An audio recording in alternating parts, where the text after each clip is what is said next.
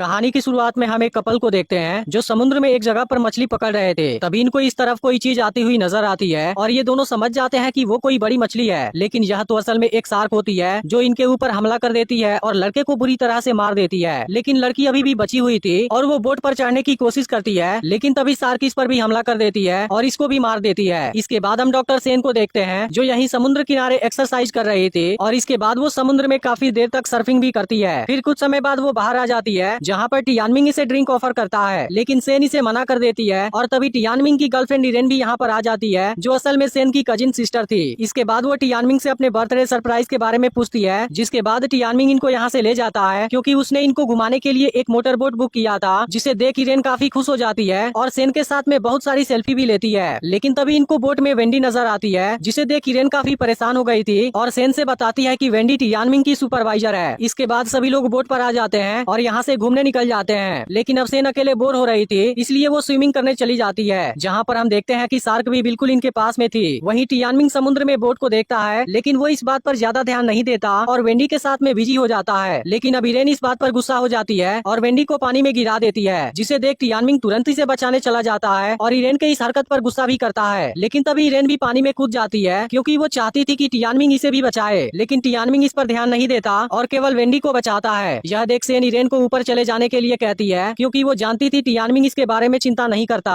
वहीं अब टियानमिंग सीढ़ी लटकाना भूल गया था, जिस वजह से इनको ऊपर चढ़ने में काफी परेशानी होने लगी थी। लेकिन इसी वक्त शार्क यहाँ पर आ जाती है और इरेन को मार देती है, जिसे देखते ही तीनों यहाँ से छोटे वाले बोट की ओर भागने लगते हैं। लेकिन अब शार्क ने सेन को नोटिस कर लिया था और वह भी इसके पीछे आने लगती है, लेकिन फिर भी सेन की स्पीड शार्क से ज्यादा थी, इसलिए वो इसके अटैक से पहले ही बोट में आ जाती है। फिर भी सेन काफी डर गई थी क्योंकि शार्क अभी भी बोट के आसपास घूम रही थी। तभी टियानमिंग भी बोट के ऊपर आ जाता है और फिर वेंडी भी यहाँ पर आ जाती है, लेकिन तभी शार्क इस पर हमला करने वाली होती है, जिसे देखते ही सेन तुरंत ही से ऊपर खींच लेती है। लेकिन फिर भी वेंडी का पैर जख्मी हो गया था, जिस वजह से वो बेहोश हो जाती है। यह देखते ही सेन तुरंत इसके ब्लीडिंग को रोकने लगती है और टियानमिंग से अपना शर्ट उतारने के लिए कहती है, जिसके स्लीव की मदद से वो ब्लीडिंग को रोक देती है। लेकिन फिर भी वेंडी की इंजरी बड़ी थी, इसलिए अब इसको हॉस्पिटल में ले जाना भी जरूरी था। जिसके बाद सेन इस बोट को अच्छे से चेक करती है, फिर पता चलता है कि इसके रस्सी वाली एंकर नीचे फंस गई है। यह देख सेन टियानमिंग की हेल्प लेती है और दोनों इस रस्सी को खींचने की कोशिश करते हैं, लेकिन एंकर फिर भी नहीं निकलता। यह देख टियानमिंग रस्सी काट देने के लिए कहता है, लेकिन सेन मना कर देती है क्योंकि मोटर बोट पर चढ़ने के लिए रस्सी की जरूरत पड़ेगी। अब इस वक्त ये तीनों यहाँ बुरी तरह से फंस गए थे क्योंकि इनकी मोटर बोट भी काफी दूर पर थी और पानी में शार्क घूम रही थी। इसके बाद सेन रस्सी खोलने नीचे जाने का डिसाइड करती है क्योंकि यहाँ से निकलने का कोई और दूसरा तरीका नहीं था। जिसके बाद टियानमिंग बोट के ऊपर नजर रखता है और सेन रस्सी खोलने पानी में चली जाती है, लेकिन वो जैसे ही रस्सी को खोलना शुरू करती है तभी शार्क भी यहाँ से गुजरती है, जिसे देख सेन यहीं नीचे छुप जाती है। इसके बाद जब शार्क यहाँ से चली जाती है, सेन तुरंत ऊपर आ जाती है जहाँ वेंडी भी अब होश में आ गई थी और वो सेन को इसकी हेल्प के लिए थैंक यू भी बोलती है। इसके बाद ये तीनों हाथ से ही पैडल मारना शुरू कर देते हैं क्योंकि बोट में कोई भी पैडल नहीं था। इसके अलावा इनकी बोट भी काफी दूरी पर थी और पानी का बहाव भी कम हो गया था, जिस वजह से इनको आगे बढ़ने के लिए काफी मेहनत करनी पड़ती है। लेकिन अब इतने घंटों से भूखे प्यासे होने की वजह से इनकी हालत खराब हो जाती है और ये लोग मोटर बोट के पास तक नहीं पहुंच पाते हैं। तभी टियानमिंग कहने लगता है कि यह सब इरेन की वजह से हुआ है क्योंकि मैं अब उससे ब्रेकअप करना चाहता था और इसी बारे में बताने के लिए मैं आज वेंडी को लेकर आया था। तभी शार्क अचानक से इनके बोट के नीचे से हमला करने लगती है, जिसके बाद ये तीनों परेशान हो जाते हैं क्योंकि शार्क इनके बिल्कुल पास में ही घूम रही थी। यह देख टियानमिंग एक नुकीला वेपन लेता है और इसकी मदद से शार्क पर हमला करने की कोशिश करता है, लेकिन शार्क हर बार इसके हमले से बच रही थी और काफी देर तक इनके पास घूमने के बाद यहाँ से जाने लगती है। लेकिन इसके बाद वो अचानक से घूम के इनके पास आती है और फिर से इनके बोट पर हमला शुरू कर देती है, जिसे देखते ही इनकी हालत खराब हो जाती है और इसके बाद शार्क एक लंबी जंप लगाकर यहाँ से चली जाती है। लेकिन फिर पता चलता है कि बोट में छेद हो गया है, जिसके बाद सेन अपने कपड़े की मदद से पानी को भरने से रोकने लगती है। यह देख टियानमिंग रस्सी लेकर यहाँ से भागने का डिसाइड करता है और वेंडी को भी अपने साथ में चलने के लिए कहता है, लेकिन वेंडी सेन को यहाँ छोड़कर नहीं जाना चाहती थी, जिस पर टियानमिंग इसे पानी में गिरा देता है और इसके बाद खुद यहाँ से भागने लगता है। लेकिन इसी वक्त शार्क इनके तरफ आने लगती है, जिसे देखते ही सेन भी पानी में कूद जाती है और वेंडी को ऊपर लेकर आती है। लेकिन शार्क अभी भी इनके तरफ आ रही थी, जिसे देख सेन वेंडी से शांत रहने के लिए कहती है क्योंकि उसके बाद शार्क इनको नोटिस नहीं करेगी और अब शार्क बिल्कुल इनके नजदीक से होकर निकल जाती है। जिसके बाद ये दोनों फिर से बोट में आ जाते हैं और टियानमिंग को देखने लगते हैं जो पानी में तैरते हुए मोटर बोट की ओर जा रहा था, लेकिन अब शार्क भी इसका पीछा करने लगी थी। फिर भी टियानमिंग शार्क से बहुत आगे था और वो आसानी से मोटर बोट के पास आ जाता है। इसके बाद टियानमिंग रस्सी फंसाने की कोशिश करने लगता है, लेकिन इसे अंदाजा नहीं था कि शार्क अभी भी इसके पीछे आ रही है। फिर भी टियानमिंग रस्सी को फंसाने में कामयाब हो जाता है और बिल्कुल ठीक समय पर मोटर बोट के ऊपर चढ़ जाता है क्योंकि शार्क अब यहाँ पर भी आ गई थी। इसके बाद टियानमिंग बहुत खुश होता है, लेकिन तभी अचानक से इसका पैर फिसल जाता है और वो सीधे शार्क के मुंह के अंदर गिर जाता है, जिसे देख वेंडी काफी इमोशनल हो जाती है और अब ये दोनों काफी उदास हो गए थे क्योंकि भूख और प्यास से इनकी हालत भी खराब हो रही थी। इसके बाद ऐसे ही रात हो जाती है जिसके दौरान वेंडी को अपना पैर फील होना बंद हो जाता है। यह देखते ही सेन इसे कुछ थेरेपी देती है जिसके बाद वेंडी का पैर फिर से नॉर्मल हो जाता है। इसके बाद वो कहने लगती है कि सारी गलती मेरी है क्योंकि अगर मैं आज यहाँ पर नहीं आई होती फिर ऐसा कुछ भी नहीं हुआ होता। और अब इसे लगने लगता है कि दुनिया में प्यार जैसी कोई भी चीज नहीं होती। लेकिन फिर सेन इसे समझाती है कि ऐसी कोई बात नहीं है क्योंकि तुम इस चीज को अपने सिचुएशन से कनेक्ट करके देख रही हो। लेकिन अब इनके बोट में पानी भरना शुरू हो गया था और तभी सेन को यहाँ पर एक बोया नजर आता है जिसे वाटर सप्लाई के लिए यूज किया जाता है। अब सेन को लगता है कि शार्क रात में यहाँ पर नहीं आएगी, इसलिए वो पानी में तैरकर बोया के पास जाने का डिसाइड करती है। लेकिन इसी वक्त शार्क यहाँ पर आ जाती है और इनके बोट के चारों ओर घूमने लगती है। अब यह देख अपनी जान बचाने के लिए सेन नुकीले वेपन से इसके ऊपर हमला करने लगती है और आखिर में वो शार्क को जख्मी कर देती है। लेकिन अब इसका वेपन इसकी बॉडी में फंस गया था, जिसके बाद वेंडी भी इसकी मदद करने लगती है। लेकिन वेपन जैसे ही इसकी बॉडी से बाहर निकलता है ये दोनों पानी में गिर जाते हैं। अब यह देखते ही दोनों बोया की ओर जाने लगती हैं, लेकिन सेन वेंडी से ज्यादा तेज भाग रही थी और तभी हम देखते हैं कि वेंडी के इंजरी से ब्लड निकल रहा था। वहीं अब सेन बोया के ऊपर आ जाती है और इसके बाद वो वेंडी को भी ऊपर खींचने वाली होती है। लेकिन तभी शार्क इसके पैर को पकड़ लेती है, जिसके बाद सेन इसे नहीं बचा पाती और शार्क इसे मार देती है। जिस बात से सेन काफी दुखी हो जाती है क्योंकि वो किसी को भी नहीं बचा पाई थी। लेकिन अब इसे काफी तेज प्यास लगी हुई थी, इसलिए वो यहाँ का बॉक्स चेक करती है जिसके अंदर से उसे थोड़ा सा पानी मिल जाता है और वो इसे पी जाती है। लेकिन अभी भी इसका प्यास नहीं बुझ पाया था, इसलिए वो बॉक्स को फिर से चेक करती है जिसके अंदर से इसे एक कंटेनर मिलता है। लेकिन इस कंटेनर में तेल भरा हुआ था। तभी इसे एक दूसरे बॉक्स में फ्लेयर गन मिल जाती है और इसके बाद सेन यहीं पर आराम करने लगती है। तभी इसको कुछ दूरी पर से कोई बोट गुजरती हुई नजर आती है, जिसे देखते ही सेन हेल्प के लिए आवाज लगाने लगती है और इसके बाद वो फ्लेयर भी फायर करती है। लेकिन वो पानी में गिर जाता है जिसे शार्क ने देख लिया था। इसके बाद सेन दूसरी फ्लेयर फायर करती है, लेकिन वो लोग इसे नोटिस नहीं कर पाते, जिस बात से सेन काफी दुखी हो जाती है। लेकिन तभी शार्क नीचे से हमला करना शुरू कर देती है और इस वक्त वो बहुत अग्रेसिव हो गई थी। तभी सेन को कुछ दूरी पर नुकीला वेपन दिखाई देता है, जिसके बाद वो किसी तरह से इसे ले लेती है। लेकिन अब शार्क ने खतरनाक तरीके से हमला करना शुरू कर दिया था और इसके बाद वो छलांग भी लगाती है, जिसे देखते ही सेन तुरंत नीचे लेट जाती है। लेकिन अगले अटैक में शार्क सब कुछ तोड़ देती है, जिसके दौरान सेन बिल्कुल इसके अंदर जाने वाली थी, लेकिन शार्क इसके गिरने से पहले ही पानी में चली जाती है, जिसकी वजह से सेन की जान बच जाती है और वो बोया वाले टुकड़े के सहारे खड़ी होती है। लेकिन तभी अचानक से शार्क फिर से हमला कर देती है, जिसके बाद सेन दूसरी जगह पर आ जाती है। लेकिन शार्क अब इसे यहाँ भी खोज लेती है और अब उसने वेपन को भी पकड़ लिया था, जिसके बाद सेन तुरंत यहाँ से भागती है और तभी इसे एक छोटा सा पत्थर दिखाई देता है, जिसे देखते ही सेन तुरंत इसके तरफ आने लगती है और अब शार्क के हमले से पहले ही ऊपर आ जाती है। लेकिन अब इतने देर तक भागने की वजह से इसकी हालत खराब हो गई थी और फिर ऐसे ही सुबह भी हो जाती है। लेकिन भूख लगने की वजह से इसका हाल बेहाल हो गया था और अब सेन इस पत्थर पर जमी हुई कोई चीज भी खाने की कोशिश करती है, लेकिन ऐसा कर पाना मुमकिन नहीं था। इसके बाद सेन पत्थर के ऊपर खड़ा हो जाती है, जहाँ से वो देखती है कि शार्क अभी भी इसके चारों ओर घूम रही है। लेकिन इसके अलावा सेन को तेल वाला कंटेनर भी नजर आता है, जिसके बाद वो कंटेनर को लाने का प्लान बनाती है। लेकिन इसके पहले वो शार्क के घूमने के समय के बारे में कैलकुलेशन करती है, जिसके बाद पता चलता है कि शार्क हर 4 मिनट में एक राउंड लगा लेती है, इसलिए इसको कंटेनर लेकर इतने समय में वापस आ जाना होगा। इसके बाद सेन फ्लेयर गन को यहीं पर रख देती है और कंटेनर लेने चली जाती है। लेकिन अब शार्क ने भी इसे देख लिया था, फिर भी सेन ठीक समय पर ऊपर आ जाती है। लेकिन अभी सेन को अपने प्लान को अंजाम भी देना था, इसलिए वो कंटेनर के ऊपर भी तेल लगा देती है। इसके बाद वो पत्थर का एक छोटा सा टुकड़ा लेती है और इसकी मदद से अपने पैर पर स्क्रैच लगा देती है, जहाँ से ब्लड बाहर आने लगा था। और अब सेन अपना जख्मी पैर पानी में डाल देती है, क्योंकि वो अपने ब्लड की स्मेल से शार्क को यहाँ पर बुलाना चाहती थी। लेकिन ऐसा करने के दौरान इसे काफी दर्द भी हो रहा था, फिर भी सेन अपनी हिम्मत नहीं हारती और इसके बाद वो तेल वाले कंटेनर और फ्लेयर गन को रेडी कर लेती है। इसके बाद हम देखते हैं कि यहाँ चारों ओर ब्लड फैल गया है, जिसके स्मेल से शार्क इसकी ओर आने लगी है। लेकिन हम देखते हैं कि शार्क भी बहुत चालाक थी, वो अचानक से पानी में गायब हो जाती है और इसके बाद सेन पर पीछे से हमला करती है। लेकिन इसके बावजूद भी सेन खुद को बचाने में कामयाब हो जाती है और तेल वाले कंटेनर को उसके अंदर फेंकने के बाद फ्लेयर गन से उसे ब्लास्ट भी कर देती है, जिसके बाद शार्क बुरी तरह से जलने लगती है और इधर सेन पानी में गिर गई थी। लेकिन इसे कुछ नहीं हुआ था और वो तुरंत अपने मोटर बोट की ओर जाने लगती है। लेकिन तभी हम देखते हैं कि जो शार्क जली हुई थी उसे एक बहुत बड़ी शार्क निगल जाती है और फिर मूवी यहीं पर